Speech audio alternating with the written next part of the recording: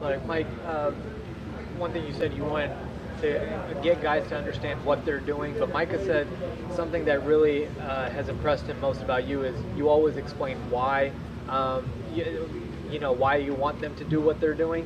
Where did that kind of philosophy come in for you, and the way of coaching, and how how have you seen the results of that? Well, I think that's part of when we meet as a group. I try to explain how this person is doing this affects somebody else, and so on and so forth. And so, it's important. It's important for me that the defensive line just doesn't know pass rush. They need to be able to know what the linebackers are doing. And I used to, a lot of time. I haven't done it yet this year, but I'd ask the defensive end, what's the corner doing cover two? What.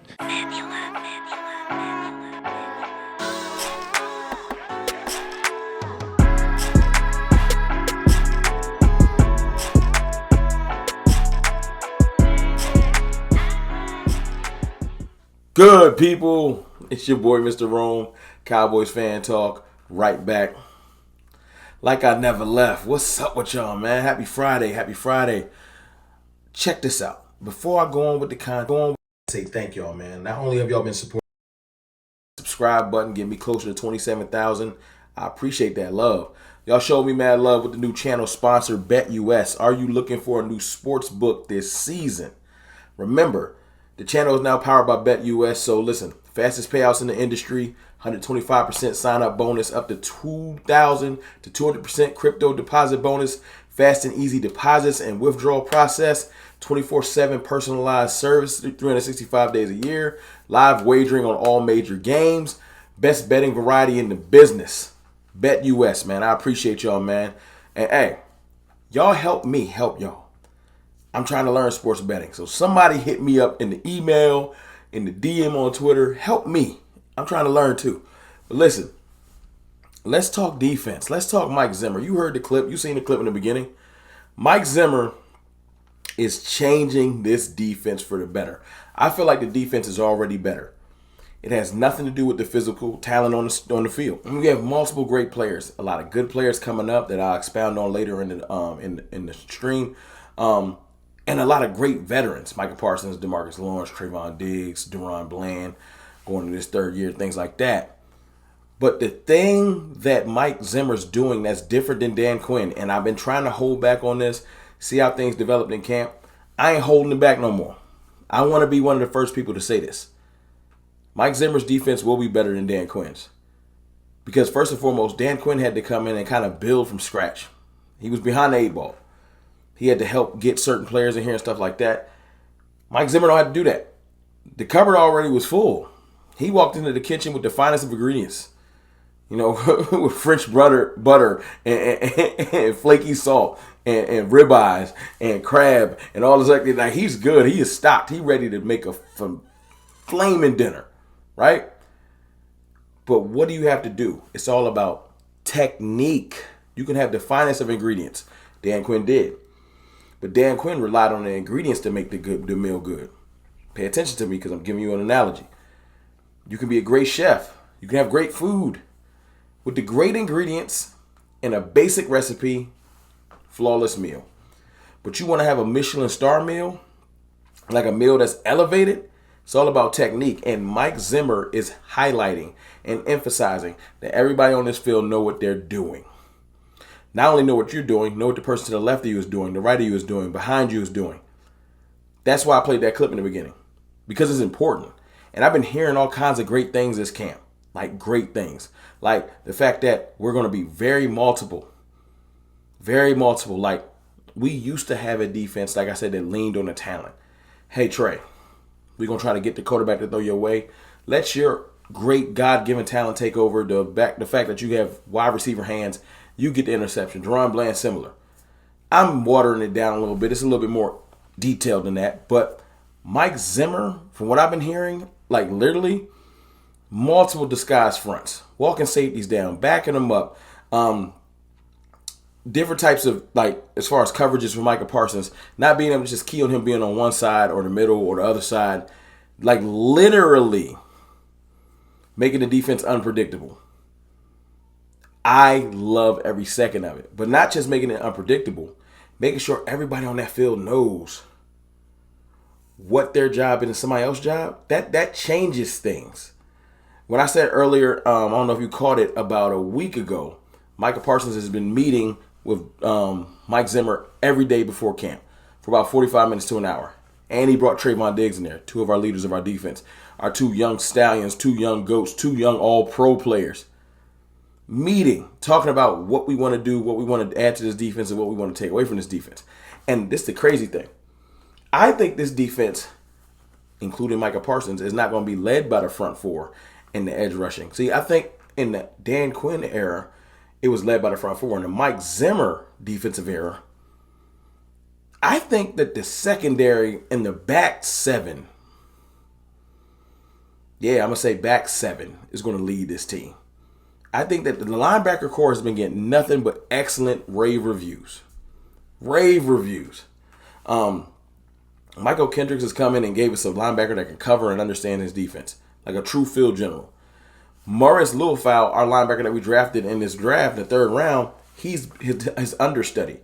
He will be Michael Kendricks when Michael Kendricks leaves, whether it's 1 year or get an additional year or something like that. I think it's the perfect marriage. Damone Clark has been the linebacker standout of camp. Great things. Hearing Brian Broaddus talk great things. Mike Zimmer's been talking great things. Every time I turn around, someone's giving Damone Clark's props. Hearing that Damone Clark has not only been texting and messaging with LVE in between camp days, trying to learn stuff, he's been in touch with Sean Lee. That is a fact. And you know who got him in touch with Sean Lee? LVE. Damone Clark has like a reinvigorated hunger. And like I told you before on this channel, it's something about feeling like you might lose your job that make you go harder. They drafted your position, they signed somebody at your position, and you went from a starter to I might not be playing, and you go harder. Damone Clark been stepping up. Overshown has been as advertised. He's coming off that injury, but he's been looking great. That linebacker room is rebuilt. Our secondary, Trayvon Diggs coming off injury. Feeling good, looking good. I think he's going to be phenomenal this year. Just to have him back is a big deal. Deron Bland is coming into his own. Everybody thought it was a fluke last year. He's come back to camp having a strong camp. Deron Bland is looking good. The standout, because Nashawn Wright has been decent. Eric Scott Jr. has been decent. Not like non-serviceable, right? The standout of camp on the secondary, I feel like I've been hearing nothing but good things about Kalen Carson. Nothing.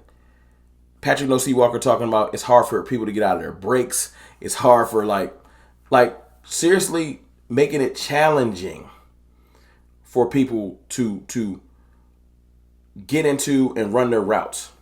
Kalen Carson has been great. And then our secondary, Wanye Thomas having a phenomenal camp. Very rangy, literal sideline to sideline type safety. But Dono, who I heard earlier in camp might not be on the best graces, has been playing great too. Then you got Malik Hooker, the consummate veteran. He's been playing good. I feel like our back seven is going to carry this defense. But if you want to hear a more extensive breakdown, shout out to my brother Vosh Lombardi, Jeff Kavanaugh, Brian Broaddus. I snatched a clip from one of their breakdowns. I hope Vosh don't mind. And I just wanted y'all to hear Brian Broaddus talk about the different, like the changes, right? The changes that Mike Zimmer is bringing to this defense and why I made this video in the first place. Had trouble, like say when the receivers run a route and then all of a sudden it's a completion where they felt like that maybe, okay, we were supposed to have that covered. Yeah. Al Harris is immediately on that. Like Al Harris is like, Zimmer was behind Al Harris today, and something happened where they curled inside on Bland, and the spacing wasn't right. And Al Harris, as soon as it happened, Al Harris ran over there and Zimmer walked over there, and they get this thing. I mean, it's like even though it was a little curl route inside, their spacing was bad, the coverage was bad, and Zimmer's yelling, "What coverage were we in?" Bland yelled back. Al Harris said, "Okay, we got to think about, they're not just letting this thing go to the next play and we'll coach it when we see it on tape that night." They're like literally, And that's the great thing about, like I say, Al Harris being on the field where he is and Zimmer being there too. They're kind of looking at everything and seeing how it's rolling. And I like immediately how they're correcting it, where if there's a bust, it's like taken care of right now. And that is the difference between Dan Quinn and Mike Zimmer. Like I said, Quinn seems to be leaning on just the talent. Like, good scheme. Not saying the scheme was bad. Scheme got us top 5 defense, top 10 defense. Like, great over the last couple of years. But you ask yourself, what can make something go to the next level? It starts to become mental because the talent is there. So you hear, like, I never heard, I've been covering this team since 2020, since Mike Nolan, right? I've never heard that type of breakdown as far as our defensive coaches stopping practice. What coverage are we in? Why is the spacing off? What are you supposed to be doing? What are you supposed to be doing? And not being nice about it. Al Harris was coaching differently last year.